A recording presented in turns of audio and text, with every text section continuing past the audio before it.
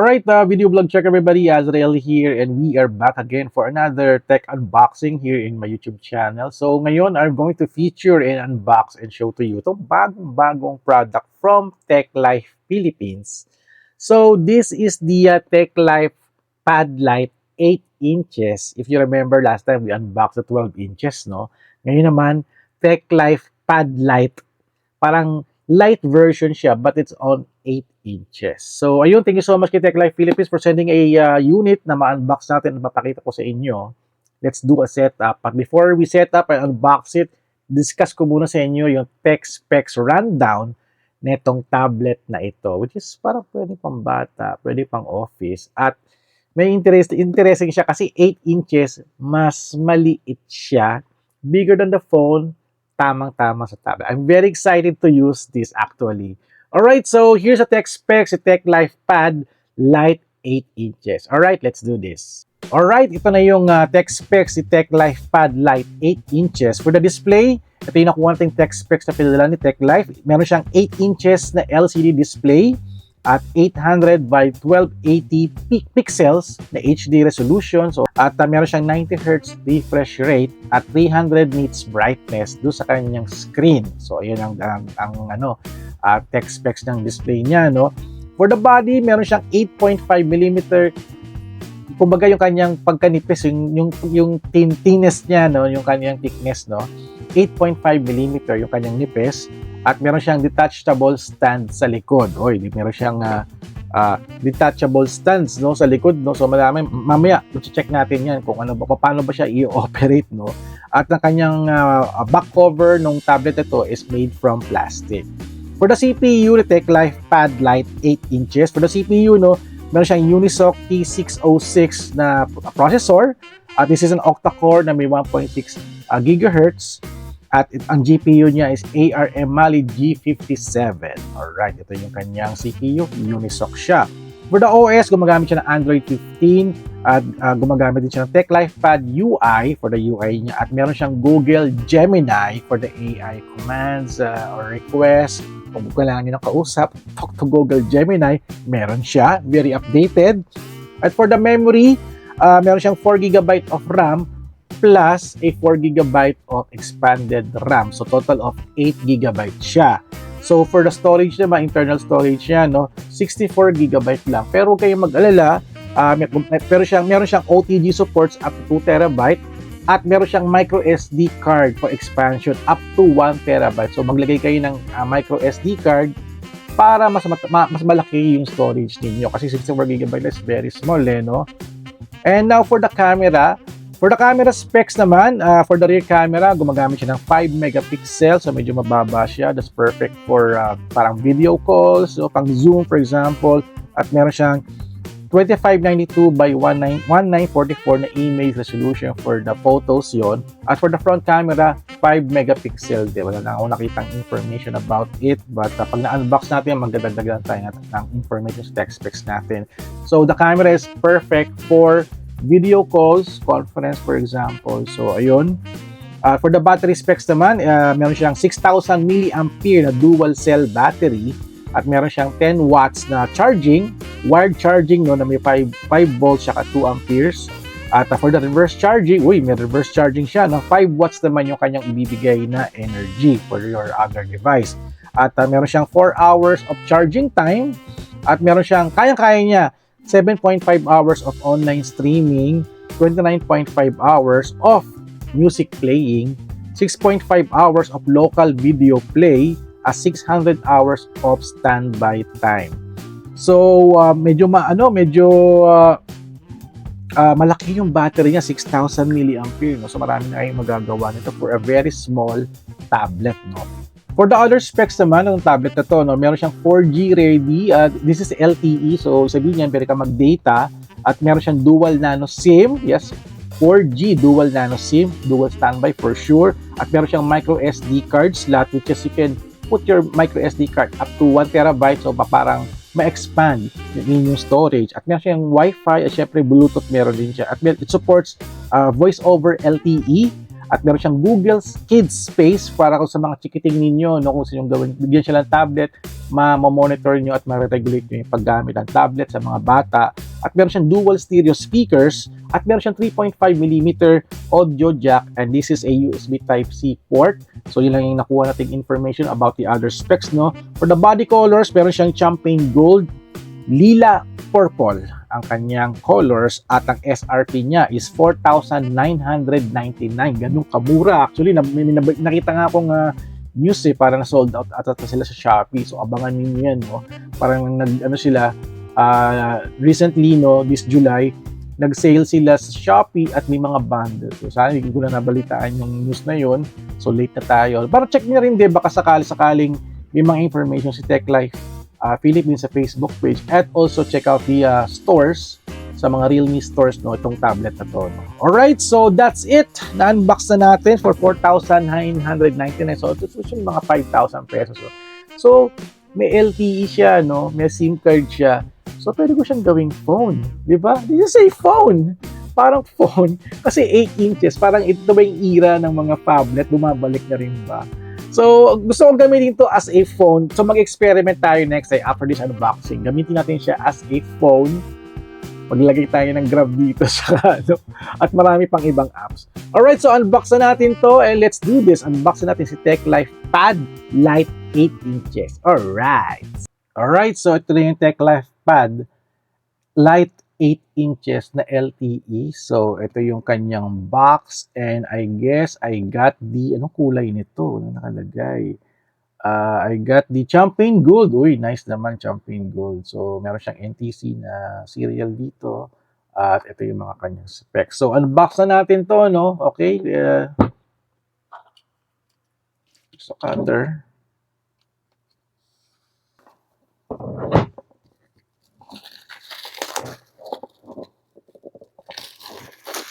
Alright, here's the tablet. Open na natin to.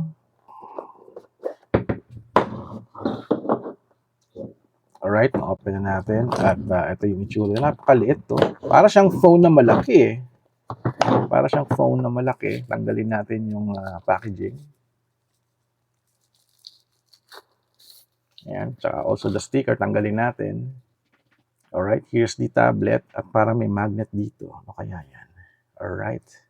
And then what else inside the box? Inside the box is, uy, laki ng kanyang ang laki ng kanyang pin for the SIM tray. Ayan. Charging brick at USB-C cable. Ayan. May kasamang manual. At very interesting, ito ay yung kanyang stand. At ito yung magnet stand, no? Parang I think yung style nito is, paano ba to? Parang meron siyang no, dito. Ano yun? Paano yun?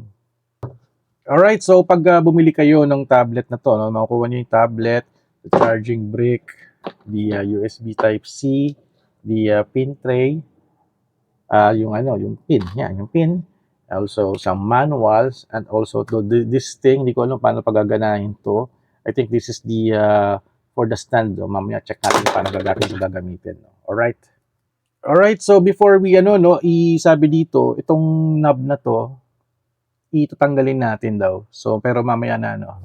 So, check muna natin yung tablet. So, this is the TechLife Pad Lite 8 inches. So, napakaliit. Grabe. So, this is the rear camera. At meron siyang flash. That's 5 megapixel.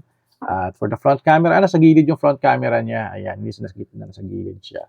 So, sa taas, that's the SIM tray. Okay, sa taas yung yung charging port niya, sa taas, tsaka yung SIM tray. Sa left side, malinis. Ito yung speakers niya, 1 and 2, dalawa. Sa right side, yung power button, tsaka yung volume, at yung 3.5mm ear jack niya, nasa gilid nilagay. Oh my gosh, ba't ganun yung style niya, no? So, very curious tayo. Check natin yung yung SIM tray, no? Check natin yung SIM tray, kung paano ba yung style niya. And here we go. Boom! Uy! So, technically, no, pwede ka nga mag-dual SIM. Pero pag nag-dual SIM ka, hindi ka makakapaglagay ng SD card. So, mangyayari, isang SIM ka lang, tapos isang micro SD card. So, yun yung niya, style niya. O yan, alis klaro na, no? Klaro. So, para makabit pala natin tong ano, no, itong stand is parang itong napatanggalin natin. So, sabi, so, ito na, no. So, counterclockwise pala, tatanggalin natin itong knob at marireveal yung parang ano eh, dito mo pala siya i-screw. Nung una, akala ko naka-magnet siya. So, hindi pala. So, ito siya, may screw siya dito, no. So, kailangan natin to ng pampihit. Pero baka, I guess, baka pwede na to, no. Pwede ba to pihitin ng pag ganito? I'm not sure kung po pwede. Subukan natin, kung mareremedyohan siya. Ayun, okay. Ayun, medyo humigpit na ng konti. Huwag nating higpitan pa. No? So, ito yung itsura niya, no? Meron siyang stand. So, pwede mo siyang i-bend na ganun. At, oh, magaling, grabe. Pero problema, no, kailangan mo siyang iingat na kasi possible na masira ito. Eh, no? Usually, it will break pagka hindi ka maingat. So, medyo maano yung kanyang style, no? Yung plastic niya. Sana ginawa nilang metal, no? So, ganito yung tsura niya. Pwedeng pag ganito siya, pwedeng pag ganito. Pero, I'm not sure kung tatagal yan, no? Hindi ako sure. Pero mag-ingat na lang kayo, no? So, kung hindi siya gagawin, tanggalin nyo na lang to at ikabit nyo yung kanyang cover. So, ayun, di ko mo siya kakabit. Ito na yung style natin. At before we, syempre, fire up na natin to, no? Para magkakaalaman na. Ayun, nag-vibrate. And here's the TechLife at Android na logo. So, mag-setup tayo. Mabilisan lang natin to, no? Para magamit na natin yung TechLife Pad Lite 8 inches. So, ganun pa siya kabilis for that 8 GB of RAM with 64 GB of storage. So, medyo mabagal yung kanya. Tsaka yung bell, niya, yung sa screen niya. Okay, English, start. Okay, so, okay. Connect to mobile network. Okay, connect tayo. So, wala pala tayong SIM card pala. So, skip na natin yan. Skip. At syempre, connect tayo sa Wi-Fi ko sa bahay. Wait lang. And I'm now connected sa aking Wi-Fi. Ang ganda ng niya, ng keyboard niya, no? May parang haptic vibration pa nagta-type. Yun yung pinakamagusto ko sa mga devices pag nagta-type, automatic na yung haptic vibration pag nagta-type ka para feel mo yung yung keyboards, no. So dito meron kalagay na I think 67% of battery. So grabe, no, ang liit niya, ang liit compared to kunin ko yung isang yung TechLife Pad na 12 inches. Ang laki. Paretong Tech Life. Pero grabe, kita mo yung size nitong isang to, napaka-massive. But ito, very cute, very handy. Baka ma-enjoy ko tong gamitin, no? So, copy apps data, syempre, wag na, no? Wag na natin copy kasi gusto ko yung buong setup ko. Alright, so i-setup ko na muna to, no? Skip ko na muna kasi medyo matagal. So, pag dito, ayan, are you going to use this device as adult or teen or child? Pag child kasi, magra-run yung Google Space. Pero kung adult ka or teen, doon ka sa adult. May mga ganito ng style na. So, ayun, mag-sign up na ako sa Google ko. Okay, balikan ko kayo at pa-setup ko na muna to. Okay, wait lang guys. Alright, na-setup ko na, no? I'm very surprised, no? Ang bilis ko siyang na-setup. Di ko na ni-record eh. So, I was expecting na medyo mabagal yung niya. But, surprise ako. Ang bilis compared to yung mga smartphones, no? Yung mga 4 GB, for example, na memory. Matagal silang mag-setup. But eto, ang bilis, grabe. So, nag-setup tayo, napakabilis. At eto yung itsura niya. Grabe, mukha na siyang telepono, no? At meron siya ritong operation, yung back button, home button, tsaka yung stop is nasa right side siya. So, ayun, okay na rin din. So, lahat ng tablet, ganun eh. So, pwede ba siyang pag ganito? Ay, hindi siya umiikot. So, I think baka nakalock yung ating, kumbaga, yung rotate. Subukan nga natin. Sana yun? Ayan. Auto-rotate. Subukan natin. Uy, yun! Uy, grabe. Ang ganda. Kasi usually kasi pag tablet, ganito yung style natin eh. Pero pag parang ala phone siya, o ganito. So, ito, meron siyang dial, no? Meron siyang dial. Kung meron kayong SIM card, no? Pwede kayong mag-dial dito. At nakikita yung mga numbers. Oh my God, buti nila yung number ni Aaron, hindi pinakita. Okay. Okay. So, ayan. At for the screen, uy, very fast yung ano niya, response niya, no. Very surprised ako, ang ganda naman nito, grabe. Ang ganda. Oh my gosh. So check natin yung settings, no. Settings tayo.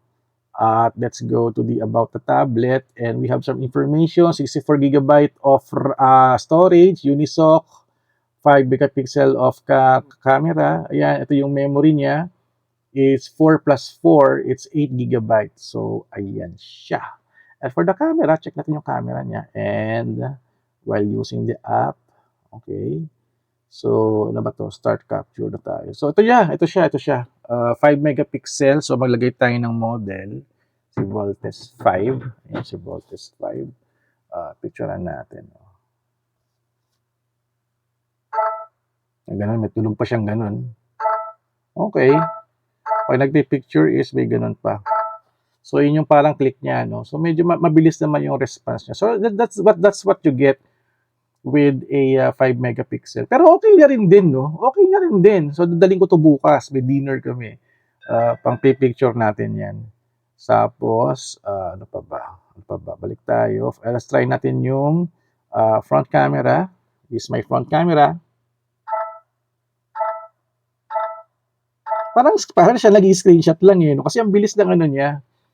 Ayan, meron pang may watermark pa yung picture ko. Ayan, that's the front camera. Maganda na rin yung camera niya, no? For the video naman. So, wala siyang wide angle, wala siyang anything, no? I think pwede ako mag-zoom. Pwede siyang mag-zoom.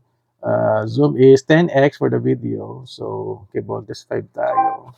Here's Voltes 5. So, sana maganda rin yung tunog ng microphone, no? Tish, tish, tish, tish, tish, tish. Ayan, subukan natin. Stop. Pero mabilis yung ano niya. Mabilis yung kasi 5 megapixel lang naman eh.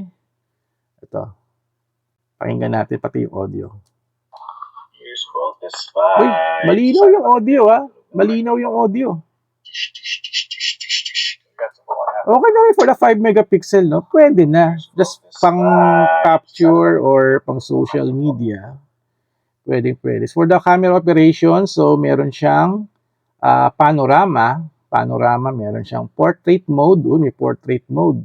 At meron siyang pro photography, I think, syempre, up to 5 megapixel naman yun. Tsaka yung mga operation, ISO, white balance, mga nyo. Yung capture, hindi ko alam itong capture nito. Capture is photo, and there's the video. At meron time-lapse. Okay, time-lapse is for the rear camera lang. At for more, merong audio note, QR code, tsaka night mode. So, very okay siya. Check natin yung selfie. Video selfie tayo. Ayan. Alright guys, hello. This is the Tech Life Pad Lite 8 inches. So, check it out yo. Ayan. Mabilis siya for the 5 megapixel Alright guys, hello. This is the Tech Life Pad Lite 8 inches. So, check it out yo. Very impressive Ang galing. So, check natin. Yes, load tayo sa YouTube, syempre. Sa ba yung YouTube? Ayan, syempre nakaroon na to sa aking account. So, notification. Let's go to my YouTube channel at my videos. Check natin, ano bang mga mapanood natin dito. So, ito yung aking travel aftermath. So, check natin. So, syempre may ads muna siya. Napa-ads pa tayo. Okay. Ito na. Slant natin gano'n. Pwede.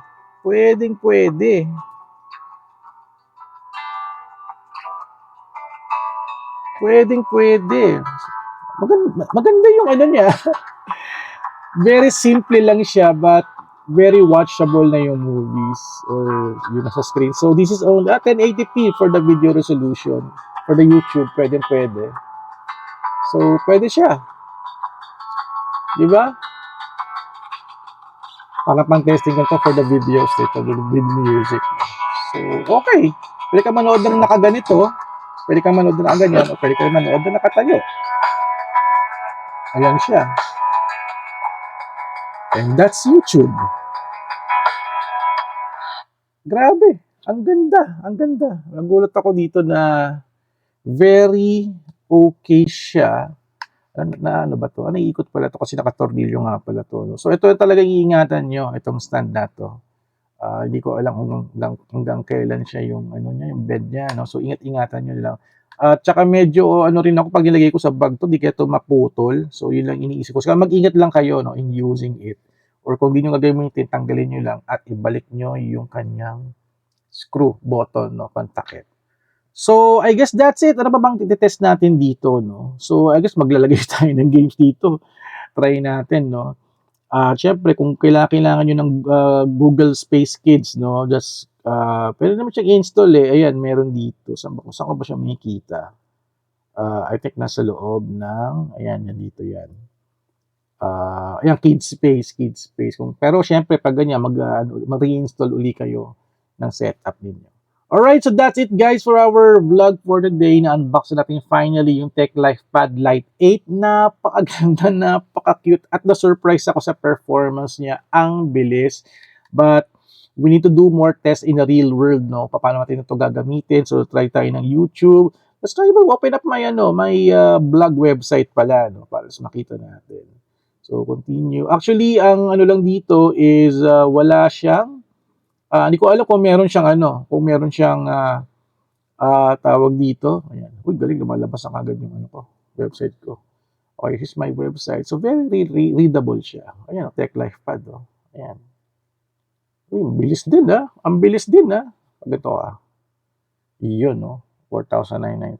So, kanina, nakapaglagay na ako ng pin for the, ano, check natin kung meron siyang facial recognition. Let's check the security. Hindi ko napansin kung meron siyang facial recognition. So, I guess, device unlock. So, pin lang talaga siya. So, wala siyang facial recognition. Only the screen pin code nyo lang ang pwede. So, ito siya. Ayan, enter your pin, di ba? Siyempre, wala siyang facial recognition. O, teka, login ko muna. Ayan, na-login ko na for using my 4-pin code.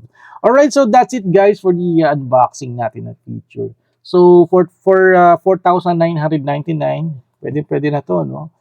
Parang gusto ko siyang gamiting phone, nalagyan ko to ng SIM card. Baka lagay ko dito yung smart SIM ko, no? Para for a change naman, meron tayong gagamitin at try natin mag-take ng calls. Alright, so that's it guys for our vlog for today. So this is the TechLife Pad Lite 8 inches. Napakaganda. Grabe. Pwede mo siya ispatay yung pag ganito. Ay, pwede. Pwede. Kaso nga lang, mabubuwal siya. Nakastand lang siya. Hindi pwede. Taganto lang talaga siya pwede. So, ayun. Thank you guys for watching. So, don't forget to subscribe, like, and comment. And I'll see you guys at the next video vlog adventure. Thank you, Tech Life Philippines. At sige, padala pa kayo ng more gadgets para ma-feature natin dito sa ating channel. Alright!